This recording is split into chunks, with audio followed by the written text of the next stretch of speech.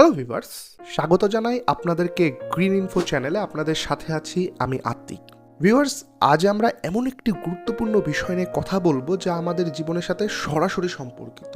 কি, চলুন সেটা জেনে নিই। বয়স 30 পার হলে শরীর এবং স্বাস্থ্যের প্রতি বিশেষ যত্ন নেওয়া জরুরি, কারণ এ সময়ে আমাদের শরীরে বেশ কিছু পরিবর্তন শুরু হয়। অনেকেই হয়তো জানেন না, আমাদের প্রতিদিনের খাবারের কিছু অভ্যাস আমাদের শরীরের জন্য বিপজ্জনক হতে পারে। তাই আজকের ভিডিওতে আমরা আলোচনা করব বয়স 30-এর পরে যেসব খাবার এড়িয়ে চলা উচিত এবং কেন। ভিডিওটি ভালোভাবে দেখুন এবং নিজের এবং পরিবারের স্বাস্থ্য সুরক্ষায় সচেতন হন।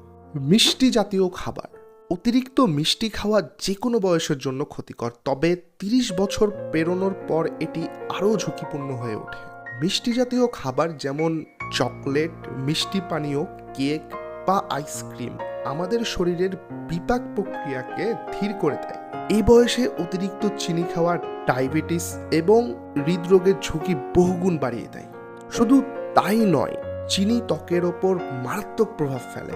এটি ত্বকে ব্রণ, দাগ এবং বলিরেখা তৈরি করার কারণ হতে পারে। মুখে পার্থক্যের লক্ষণ আরও তাড়াতাড়ি প্রকাশ পায়। তাই অতিরিক্ত চিনি এড়ানোর চেষ্টা করুন।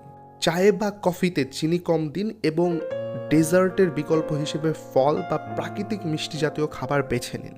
বেশি ভাজা খাবার যেমন চপ, সিঙ্গারা, পাকোড়া বা ফ্রেঞ্চ ফ্রাই আমাদের খাবারের তালিকায় অত্যন্ত জনপ্রিয়, কিন্তু বয়স 30-এর পরে এই ধরনের খাবার খাওয়া একেবারে উচিত নয়। ভাজা খাবারে থাকা ট্রান্স ফ্যাট আমাদের শরীরের জন্য খুবই ক্ষতিকর।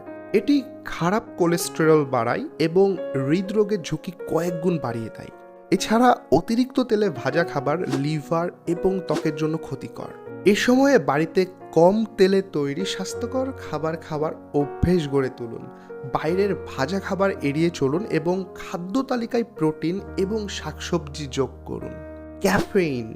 ক্যাফেইন বা চা কফি আমাদের জীবনেরই একটি অংশ, তবে অতিরিক্ত ক্যাফেইন শরীরের জন্য বিপজ্জনক হতে পারে।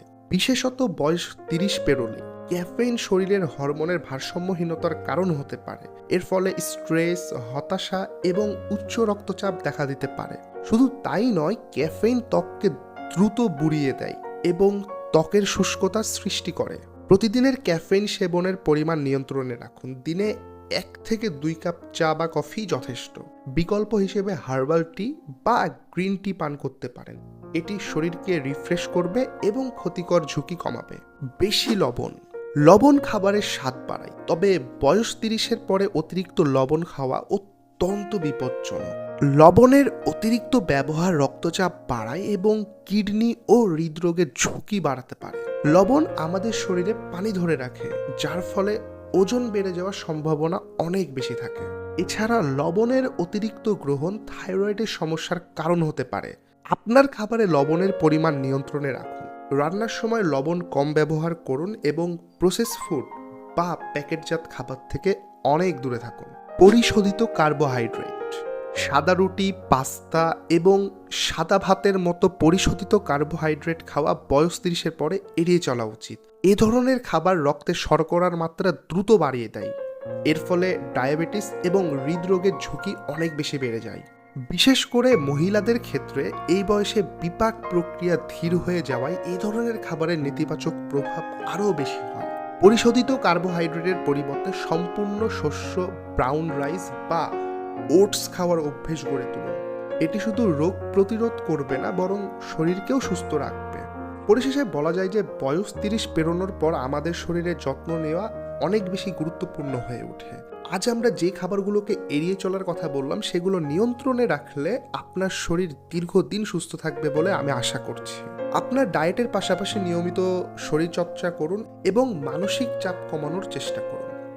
তাহলে ভিউয়ার্স, আজকের ভিডিওটি এই পর্যন্ত। ভিডিওটি যদি উপকারী মনে হয় তাহলে একটি লাইক দিন, কমেন্ট করে জানিয়ে দিন আপনার মতামত এবং আমাদের চ্যানেলটিকে সাবস্ক্রাইব করতে মোটেও ভুলবেন না। এর পরবর্তীতে আপনি কী ধরনের টিপস চান, কী ধরনের ভিডিও চান, সেটিও আমাদেরকে কমেন্টে জানিয়ে দিন। দেখা হচ্ছে সামনে নতুন একটি ভিডিও নিয়ে। তত সময় পর্যন্ত ভালো থাকবেন, সুস্থ থাকবেন। আল্লাহ হাফেজ।